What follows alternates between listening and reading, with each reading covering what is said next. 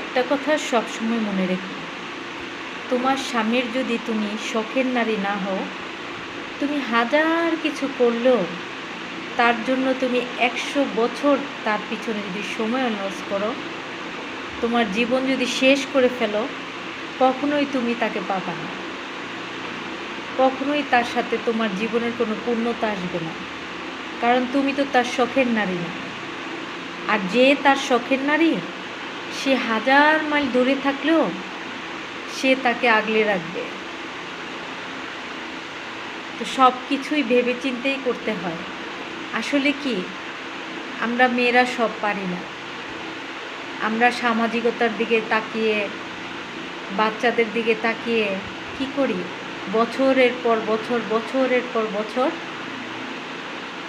এই যে একটা বোবা যন্ত্রণা, এটা নিয়েই বুকের ভিতরে এটা জমাট বেঁধে রেখেই কিন্তু আমরা পথ চলতে থাকি। বেলা শেষে কি, বেলা শেষে দেখবে সে কখনোই তোমার হবে না, কারণ তুমি তো তার শখের নারী না। তার যে শখের নারী, সে 100 মাইল দূরে থাকলেও সে তার জীবনে সব পূর্ণতা আনবে। তোমার জীবনে কিছুই থাকবে না, বেলা শেষে তোমার কিছুই নাই। যেই নারীর স্বামী তার নাই, স্বামীর ছায়া নাই, স্বামীর ভালোবাসা নাই, স্বামীর কাছে তার সম্মান নাই, স্বামীর কাছে তার অস্তিত্ব নাই, সেই নারীর কিছুই নাই।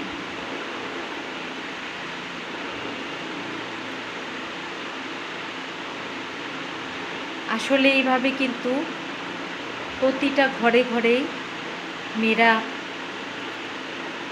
এই ধরনের মানসিক যন্ত্রণা নিয়ে বেশিরভাগ নারীরাই জীবন কাটাচ্ছে বছরের পর বছর। আবার যেই স্বামী, যেই পুরুষ তাদের চোখ নষ্ট, তাদের চরিত্র নষ্ট, ঘরের বউ যতই সুন্দর হোক, যতই ভার্জিন থাকুক, যতই ভালো থাকুক, তার কখনোই তার এই সুন্দর বউ ভালো লাগবে না।